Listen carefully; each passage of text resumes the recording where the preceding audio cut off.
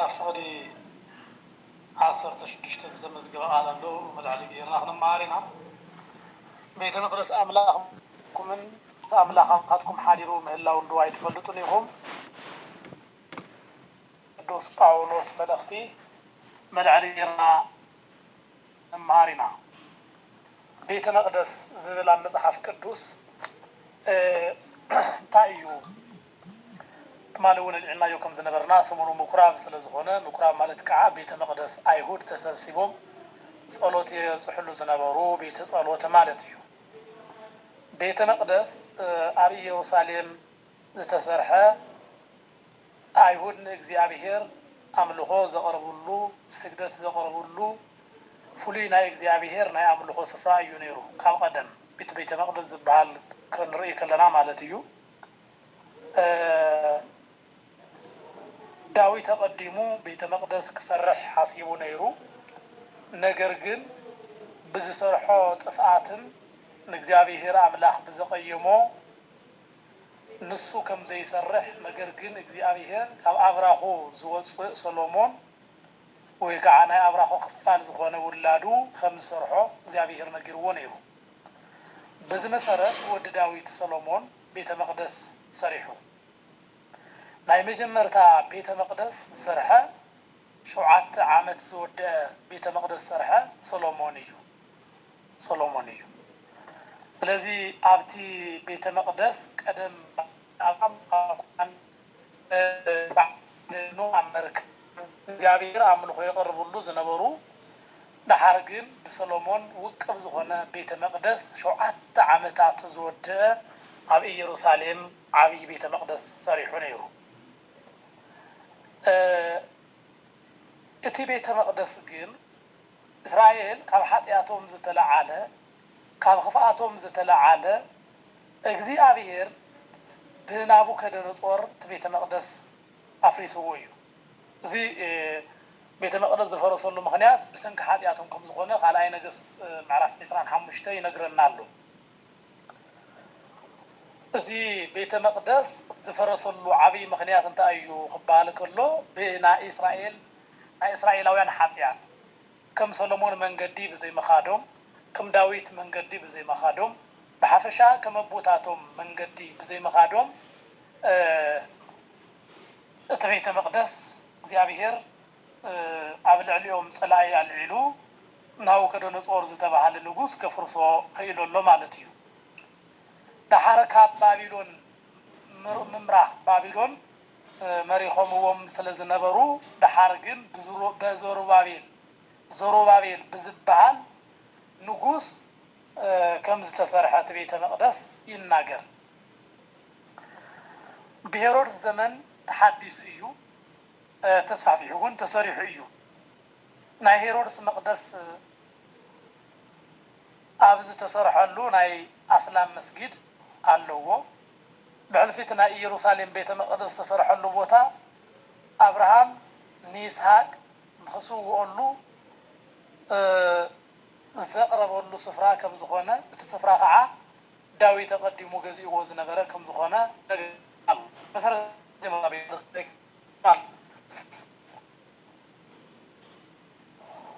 ናይ ሰሎሞን ቤተ መቅደስ እስራኤል ኣብ ምድረ በዳ ኣብ ሲና ኣብ ቃዴስ ምድረ በዳ እንዳተጓዓዙ ኣብ ዝነበሩሉ ሁሉ ሽዑ እንታይ ይገብሩ ነይሮም ኣብዚ ዓረፍዎ ሁሉ ድንኳን እንዳሰርሑ አምልኮ ይቀርቡ ነይሮም ለእግዚአብሔር ነገር ግን ናብ ዓዶም ከኣትው ከለው ዳዊት ለእግዚአብሔር ድንኳን ጥራይ እምበር ቤተ መቅደስ የብሉን ገዛ የብሉን ስለዚህ ገዛ እግዚአብሔር ክሰርሕ ኢሉ ሓሲቡ ነይሩ ነገር ግን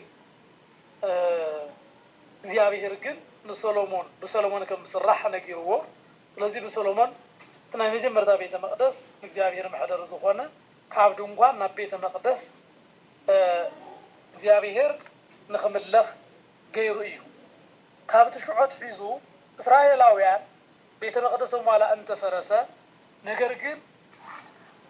እስራኤላውያን ድንኳን እንዳተኸሉ سقلاوي كع خمزي نمر عز جبر نجر جيروم نجزابير عملوا خو يقربون يروم إسرائيلاويان زغلوا يقبروا له زنبورو نجزابير عملهم نخملخ نعملوا خو ولا أبسدت خوينو لا تسباسبوا لا تأكبوا نجزابير عملوا خو جن أي قدفون يروم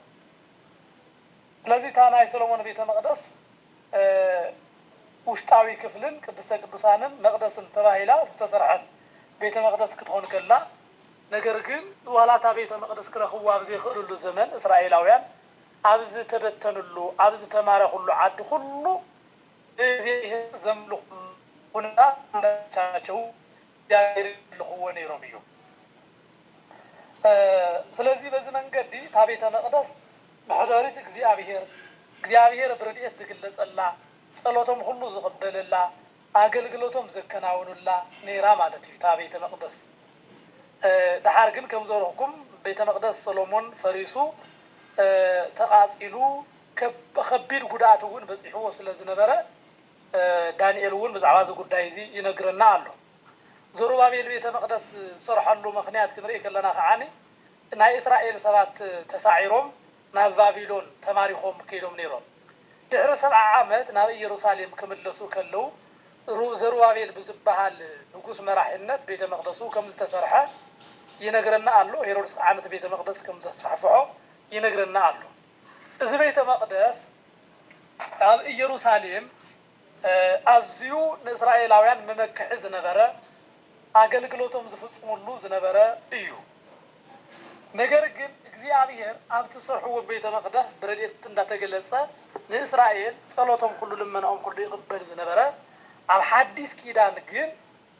ንዓና ንደቂ ሰባት ቤተ መቅደስ ገይሩ ከም ዝተገለጸ ስጋና መሕደሪኡ ገይሩ ቤተ መቅደስ ገይሩ ከም ዝግለጽ ይነግረና ኣሎ ማለት እዩ ቅዱስ ጳውሎስ እሱ ከዓኒ በዋጋ ተዓዲኩም ኢኹም እሞ ስጋኹም ቤተ መቅደስ እቲ ኣባኻትኩም ዘሎ ካብ ኣምላኽ ተቀበልኩምዎ መንፈስ ቅዱስ ምዃኑ ናይ ርእስኹም እውን ከም ዘይኮንኩም ዶ ኣይትፈልጡን ስለዚ ብስጋኹም ንኣምላኽ ኣኽብርዎ ክብል ቅዱስ ጳውሎስ ኣብ ቀዳማይ ቆሮንቶስ ምዕራፍ 6 ካብ ፍቅዲ 19 ዘሎ ቃል መልእኽቲ ይነግረና ኣሎ ደቅሳት ቤተ መቅደስ ማሊ እግዚአብሔር አብናይ ሰሎሞን ቤተ መቅደስ ይግለጽ ዝነበረ ከይኮነስ ሎሚ ንሕና ቤተ መቅደስ እግዚአብሔር ኢና ሎሚ ቤተ ክርስቲያን ተባሂላ ትጽዋዕ እታ ንሪያ ህንጻ ቤተ መቅደስ ከምውን ንሕና ከምውን ምእመናን ከም ዝኾኑ ይነግረና ኣሎ ማለት እዩ ስለዚህ ኣነ ንስኻትኩምን እግዚአብሔር ቤተ መቅደሱ ክገብረና እግዚአብሔር ምሕደሪኡ ክገብረና ዋጋ ዓዲገና ናይ ሁላትና ዋጋ ደም ኣምላኽ እዩ ናይ ክርስቶስ ደም እዩ ነዚዩ በዋጋ ተዓዲኩም ኢኹም ኢሉ በዋጋ ዝተዓደግናሉ ብደም ወልደ እግዚአብሔር ዝተገዛእናሉ መሕደሪ እግዚአብሔር ክንኾን እዩ ቀደም ሰውነትና ኣጋንንቲ ተቆጻጺሮምዎ ነይሮም ኣሞትና ሁሉ ስልጣን ተዋሂብዎም ንስጋና ናብ ርደተ መቃብር ንነፍስና ናብ ርደተ ሲኦል የውርድዋ ዝነበሩ ዕድል ነይሩዎም ኣብቲ ናይ ትማሊ ወንጌል ኣብ ዘንበብናዮ ኣብ ቤተ መቅደስ ዝነበሩ ኣብዑርን ካልኦት እውን ኣብኡ ይሽወጡ ዝነበሩ ጭጉራፍ ነቲጉ ኣባረሮም ዝብል ቃል ኣሎ ቤተ መቅደስ ሰውነትና ኣብ ዝኾነ ኣጋንንቲ ኣብዑርና ለሓምን ዝተባሃሉ ኣጋንንቲ ኣብ ሰውነትና ሰልጢኖም የሳቂዩና ስለዝነበሩ ንዓኣቶም ባሪሩዎም ማለት እዩ እግዚአብሔር አምላኽ ነዚያቶም ኩሉ አባሪሩ ንነፍስና ኣብ ስጋና ሁሉ ዲያብሎስ ሰልጢኑ ስለዝነበረ ንዲያብሎስ አባሪሩ ንዓና ከዓ ብደሙ ክሒሱ ብደሙ ዋጋ ከፊሉ መሕደሪኡ ገበረና ሽም አምላኽና እግዚአብሔር ዝተመስገነ ይኹን ነትኸፎ ዲያብሎስ ኣብስ ሱናት ቆጻጽሩ ንነብር አባሪሩ እንታይ ገበረ ቤተ መቅደስ ገበረና ነዚዩ በዋጋ ተዓዲኩም ኢኹም እሞ ስጋኹም ቤተ መቅደስ እቲ ኣባኻትኩም ዘሎ ካብ ኣምላኽ ተቀበልክምዎ መንፈስ ቅዱስ ምዃኑ ናይ ርእስኹም ከም ዘይኮንኩም ዶ ኣይትፈልጡን ኢኹም ስለዚ ብስጋኹም ንኣምላኽ ኣኽብርዎ ይብለና እዚ ምኩራብ ተባሂሉ ዝፅዋዕ ሰሙን ሰውነትና ኩሉ ናይ እግዚአብሔር ቤተ መቅደስ ምዃኑ ፈሊጥና ኣብ ስጋና ዝሰልጠኑ ነገራት ሁሉ ብስጋና እንሰርሖም ኃጢአታት ሁሉ ገዲፍና ንእግዚአብሔር ሓሊፍና ክንህብ ንሕና በዓልትና ናይ በዓልትና ከም ዘይኮንና ናይ እግዚአብሔር ከም ዝኾንና ፈሊጥና ንእግዚአብሔር ሓሊፍና ክንህብ ከም ዝግባአና ይነግረና ኣሎ ምክንያቱ ብደሙ ዝገዝአና ስለ ዝኾንና ናይ እግዚአብሔር ዳበር ናይ በዓልትና ኣይኮንና ስለዚ እግዚአብሔር ንኹላትና እንታይ ይብለና ኣሎ ቤተ መቅደስ አምላኽ ኢኹ ይብለና ኣሎ እግዚአብሔር ኣብ ሕድሕድ ሰውነትና እግዚአብሔር ከም ዘሎ ክንፈልጥ ይነግረና ኣሎ ሓደ እንኳን ነታ ቤተ መቅደስ አምላኽ እንታ ማሰነ እንታ ጥፍአ አምላኽ ከማስነ እዩ ቤተ መቅደስ አምላኽ ቅድስቲ እያ እዛ ቤተ መቅደስ እዚኣውን ንስኻትኩም ኢኹ ንሕና እንታይ ኢና ቅዱሳት ኢና በቲ ቅዱስ እግዚአብሔር ተቀዲስና ኢና ኣነ ቅዱስ ከም ዝኾንኩ ቅዱሳን ኩኑ ኢሉ ዝነገረና ዝመሃረና አምላኽና እግዚአብሔር ንህይወትና ከዓ ብደሙ ገዚኡ ብደሙ አንጺሁ ርኽሰትናን ኃጢአትናን አወጊዱ ገዝና ስለዚህ ናስቱን ተመቅደስ አምላኽ እምበር ቤተ መቅደስ ጣዖት ክኾን የብሉን ቤተ መቅደስ ዓመፃ ክኾን የብሉን አምላኽ ከማስነ እዩ ይብል እሞ ናብ ሰባት ከዓ ብዝበፅሖም ግፍዕን ንሰባት ዝቀተሉ ሰባት እውን ንሓደ ሰብ ዘጥፈው ንእግዚአብሔር ቤተ መቅደስ ከም ዘፍረሱ እዩ ዝቁፀር ስለዚ እግዚአብሔር ከዓ ነቶም ቤተ መቅደስ ዘጥፍኡ ሰባት ኣነ ከጥፍኦም እየ ይብል ኣሎ ቤተ መቅደስ አምላኽ ዘማሰነ ኣነ ከማስነ እየ ኣነ ከጥፍኦ እየ ኢሉ ይናገረና ኣብዚ በዋናነት ዝነግረና ናይ ወዲ ሰብ ህይወት ክንደየናይ ክብሪ ከም ዘለዎ እዩ ብሕልፍ ኣብ ሓዲስ ኪዳን ዘሎና ብክርስቶስ ክርስቲያን ተባሃልና በእግዚአብሔር አምላኽና ዝተጽዋዕና ደቅ እግዚአብሔር ተባሂልና ዝተሰመና ንሕና ንእግዚአብሔር አምላኽና ዝተቀደስና ናይ በዓልትና ከም ዘይኮንና እግዚአብሔር አባና ሓደ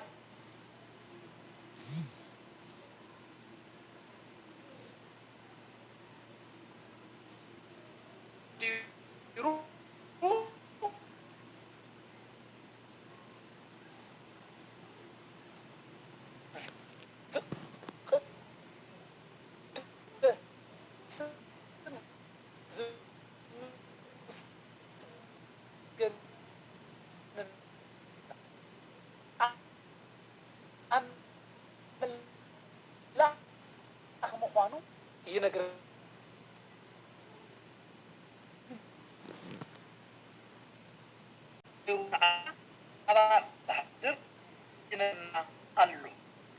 هذا እንኳ ንርእሱ አይጠብራ ይብል ነቶም ጥበበኛታት ብግሩሖም ይሕዞም እዩ ዝብል ጽሑፍ እዩ እሞ ከም በሐድሽ እግዚአብሔር ሐሳብቶም ጥበበኛታት ከንቱ ምዃኑ ይፈልጦ ዝብል ጽሑፍ ኣሎ ጥበብ ዘዓለም እዚኣ አምላኽ ዕሽነት እያ እሞ ገለ ኻባኻትኩም ኣብ ዘዓለም እዚኣ ጥበበኛ ከም ዝኾነ እንተመሰሎ ጥበበኛ ምእንቲ ኸውንሲ ዓሻ ይኾን ይብል هو حادث من رؤسه أي تبرع نبعلو مركم زخونة خفلت كم بقبقه مر تناي نحفتك على كله بزي مرجع نعمله نجزي عبير بزي مخبار نسونتو كوار داكم زي ولو ينقرنا اللغة قدس باولوس زبيت مقدس سونتنا زي عبير زقل صلو حد سب مع رأي الله زتفترة كله بعرف حديث كده زلنا እግዚአብሔር ዝግለጽልና እግዚአብሔር ብረድኤት ኣብ ህይወትና ዝነብር እዩ ዘኸዓ ከመ እዩ ተተባሂሉ ስጋ አምላኽ ንበልዕ ኣለና ስጋ አምላኽ ዝበልዕ ሰብ ምስ ክርስቶስ ሓደ ኣካል ኮይኑ ኣሎ ማለት እዩ إذا مس كريستوس حدا أكل زخون سب كم يجيرو نتا قدستي سجاو كرك سايخل نتا محدريت እግዚአብሔር زخون سبونتو كم يكرخ سايخل إذا زجبر سبنت اللي جن نبعلو يتبر الله نبعلو يعشي الله ስለዚህ አብዛ ዓለም እዚኣ ክንነብር ከሎና ናይ ዓለም ዕሽነት መሪፅና ኢና ክንነብር አብዛ ዓለም ብጥበብ አብዛ ዓለም እዚኣ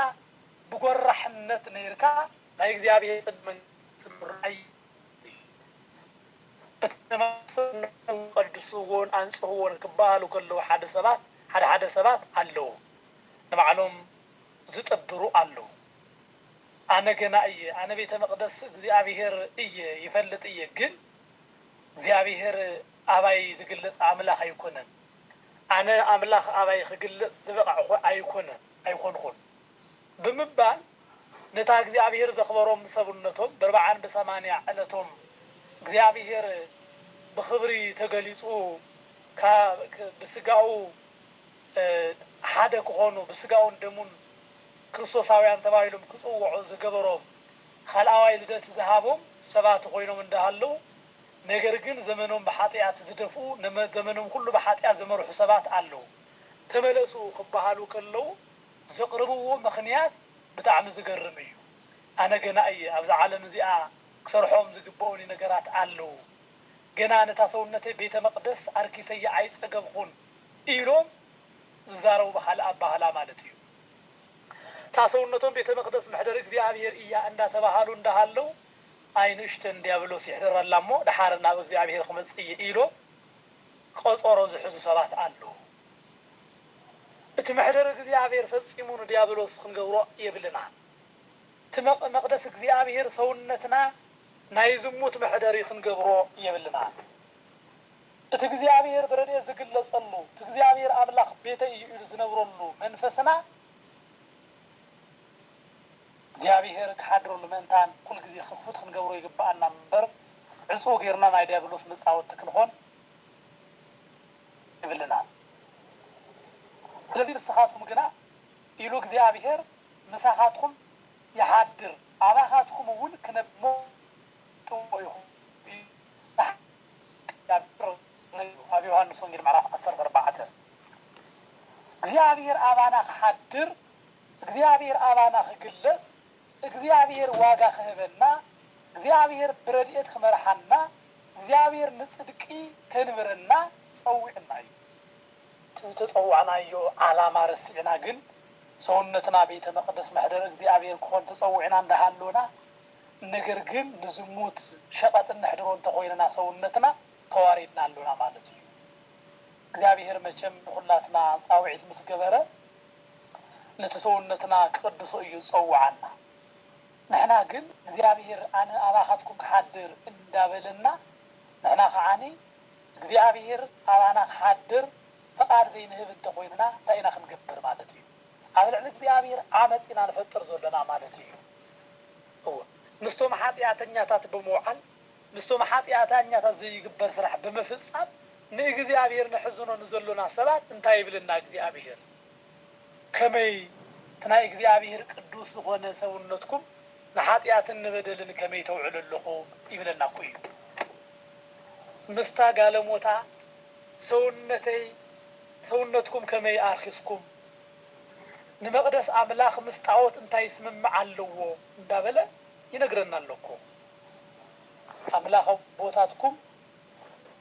አምላኽ ቦታቶም ከነብር አባታቶም ወን ከመላለስ እየ ኢሉ ዝተናገረ አምላኽ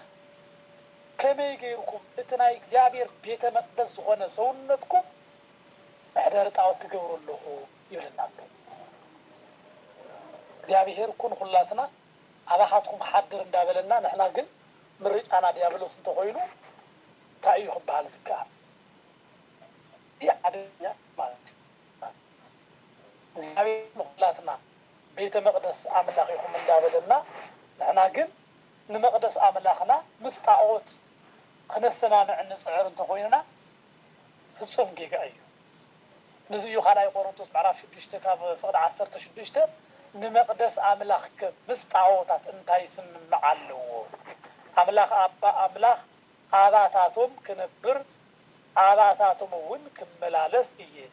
أنا أملاخهم كون إيه نساتهم ون هزبي كون إيه كم زبلة نحنا بيت مقدس هياو أملاخ إينا هياو أملاخنا እግዚአብሔር نعنا محدر جيرو زمرصنا محدر أملاخ إنا مو كمي إنا نتقدس زخونه سونتنا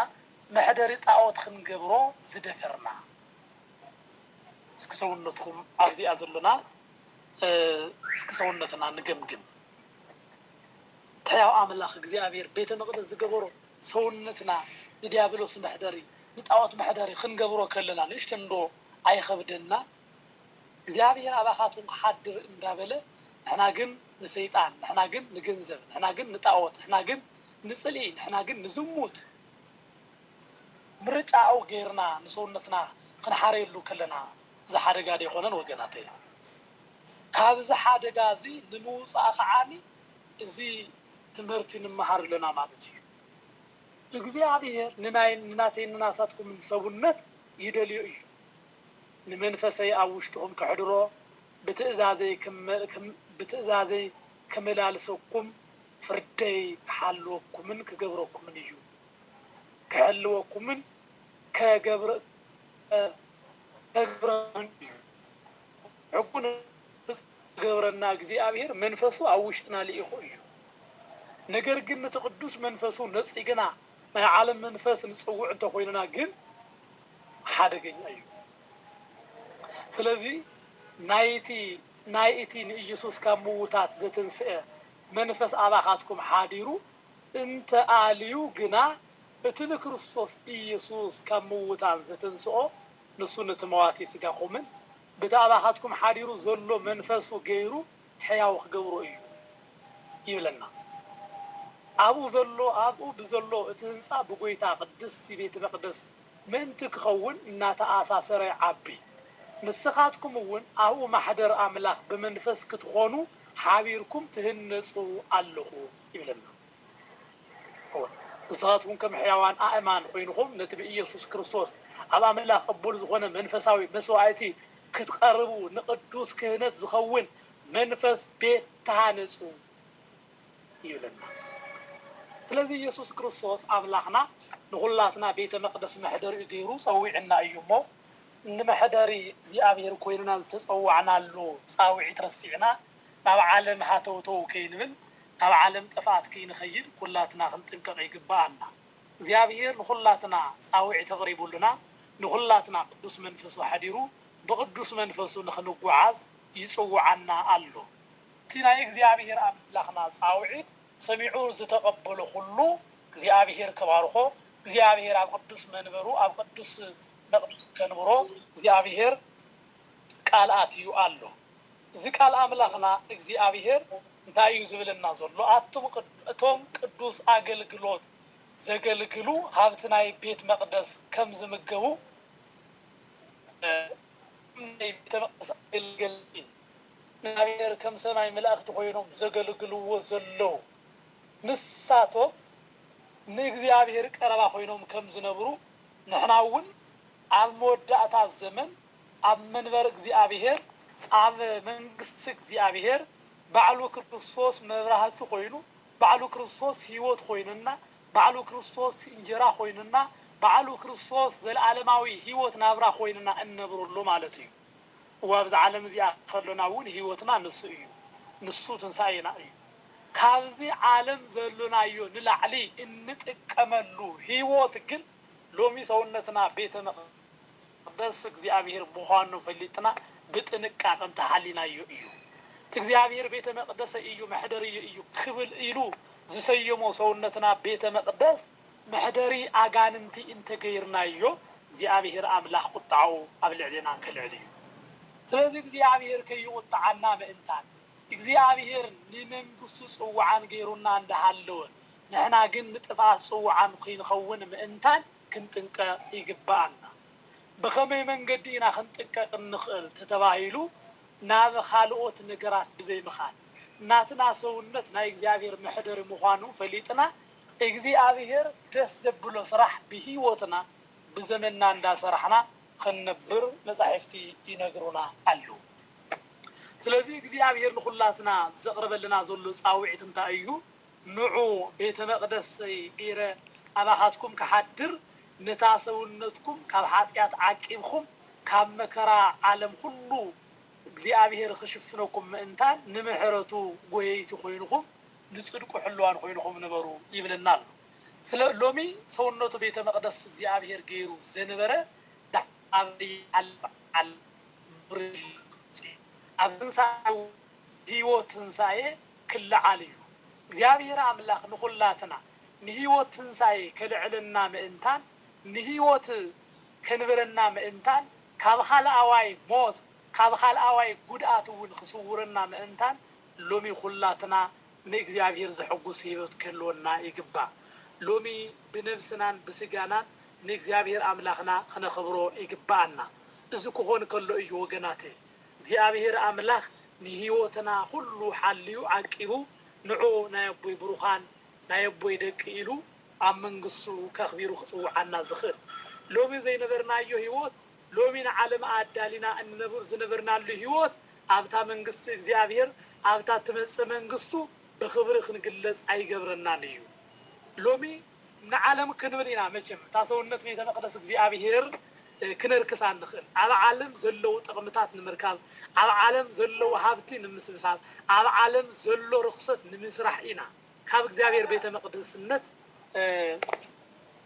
ክንፍለ ንኽእል። ስለዚ ካብ እግዚአብሔር ቤተ መቅደስነት ከይንፍለ ምእንታን ኣምላኽና መሕደር ይኹም ኢሉ ቤተ መቅደስ ይኹም ኢሉ ዝሰመየና ስም ዝሃበና በረከት ከይንስእን ምእንታን ሁላትና ተጠንቂቕና ሰውነትና ቤተ መቅደስ አንጽህና ናይ ዲያብሎስ መናፍስቲ ርኩሳት ሁሉ ኣብ ህይወትና ከይኣቱ ብጸሎት ብጾም ብምጽዋት ሁሉ ንርእስና ሓሊና ክንነብር ይግባአና። ከምታ ቤተ መቅደስ ኢየሩሳሌም ኣቡዑርን ኣላሕምን ካልኦት ሁሉ እንስሳታትን ከምኡውን ናይ ዓለም ሸቐጥ ይሽቅጡላ ከም ዝነበሩ ኮይና እንተረኺብዋ እግዚአብሔር ንሱ ብጭጉራፍ ነቲሁ ንኸባረረን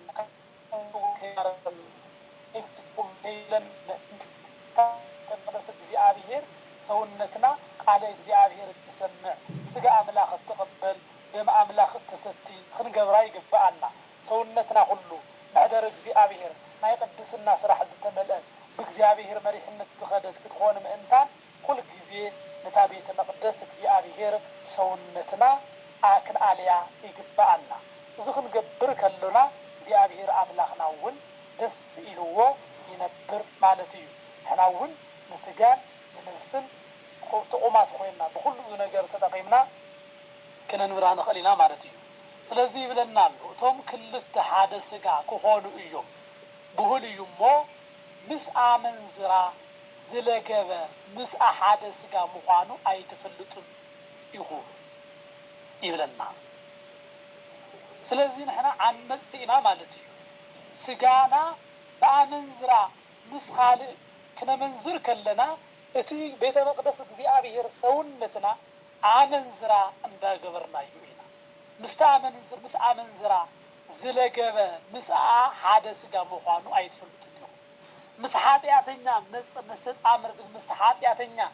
ምሕዝነት ዝፈጠረ ምስ ሓጢአተኛ ዝውዓለ ሓጢአተኛ ክኾን እዩ። ስለዚ ዓመፅቲ ከዓ መንግስቲ እግዚአብሔር ኣይክወርሱን እዮም። ኣመንዝራታት መምለኽቲ ጣዖት ዘመውቲ ሕንቁቃት ግብረ ሰዶም እዚኣቶም ሁሉ መንግስቲ እግዚአብሔር ኣይወርሱን እዩ እንበል ኢኹም። ዓመፅቲ ንመንግስቲ እግዚአብሔር እንታይ ኣይወርሱዋን። ኣመንዝራታት ኣይወርሱዋን።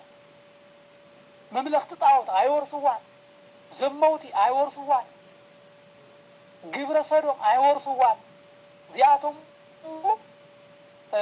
እግዚአብሔር ዘኑ ሰውነት ቤተ መቅደሶም እቲ ናይ እግዚአብሔር ምሕደር ክኾን ዝተዋሃቦም ሰውነቶም ሁሉ ነዚኦም ነገራት ዘተኣናገደን ነዚኦም ነገራት ሁሉ እዙዛን እግዚአብሔር ዝጽየሆም ነገራት ሁሉ ዘተአናግዱ ስለዝኾኑ እግዚአብሔር አምላኽ በዚ ምኽንያት እዚኣቶም መንግስቲ እግዚአብሔር ንከይወርሱ ገይርዎም ኣለው። ቅዱስ ያዕቆብ እውን ምዕራፍ 4 ክንርኢ ከለና ኣትን ዘመውቲ ፍቅሪ ንዓለም ሲና ኣምላኽ ፀልኢ ምዃኑ ዶ ኣይትፈልጣን ኢኽን እምበኣርከስ ፈታዊ ዓለም ምዃን ዝደሊ ንሱ ፀላእ ኣምላኽ እዩ ይብለና። ንዓለም ዝፈቱ ኩሉ ንእግዚአብሔር ዝጸልእ እዩ። ንዓለም ዘፍቅር ኩሉ ምስ እግዚአብሔር ባእሲ እዩ። ንስጋኡ መሕደሪ ጣዖት ዝገበረ ኩሉ ፀላእ እግዚአብሔር እዩ። ስለዚ ፀላእ እግዚአብሔር ኮይንና ከይንነብር ካብ መንግስቱ ዓለም ፍፁ ኢሉ ዓመፅቲ ኢኹም፣ በደለኛታት ኢኹም፣ ሓጢአተኛታት ኢኹም፣ ኣመንዝራታት ኢኹም፣ ዘመውቲ ኢኹም ኢሉ ካብ መንግስቱ ከይፈልየና ምእንታን ሎሚ እግዚአብሔር ዘኽበራ ቤተ መቅደስ ሰውነትና ክነኽብራ ይግባአና። ክብርና ብነውርና ከይኸውን ምእንታን ክብርና ብክብሪ እግዚአብሔር ክኾን ምእንታን ንእግዚአብሔር ክንነብር ይግባአና። ንእግዚአብሔር ሰውነትና መቅደስ ጌርና ክንህብ ይግባአና። እዚ ክንገብር ከሎና እግዚአብሔር ብዘመን ሁሉ ህይወትና ሓልዩ ቀዲሱ ንበረኸት ደው ከብለና እዩ ወገናት። እግዚአብሔር ንዘላለም በረኸት ደው ይብለና። እግዚአብሔር ቤተ መቅደስ ሰውነትና አንጽና ክንሕሉ ይርዳአና። እግዚአብሔር ዝሃበና ቤተ መቅደስ ሰውነትና ኩል ጊዜ በስጋውን በደሙን አኽቢርና በዘላለም ወቋና በተዘጎባንከውሶ ግብሮ መንግስት ይውረሱ ዓለም ቅድሚ ምፍጣሩ ዝተዳለወ መንግስት ይውረሱ ንዑ ኢሉ بخبري خصو عنا እግዚአብሔር አምላክ ፈቃዱ ይሁን። ሎሚ በህይወትና ሁሉ እግዚአብሔር ክነኽብር ንሱ እግዚአብሔር ይርዳና ይሐግዘና ዝማረና ዝማዓደና ናይ ቦታትና አምላክ ቅዱስ እግዚአብሔር ሽሙ ዝተመስገነ ዝኸበረ ይሁንልና። ወስብሐት ለእግዚአብሔር ወለወላዲቱ ድንግል ወለመስቀሉ ክቡር።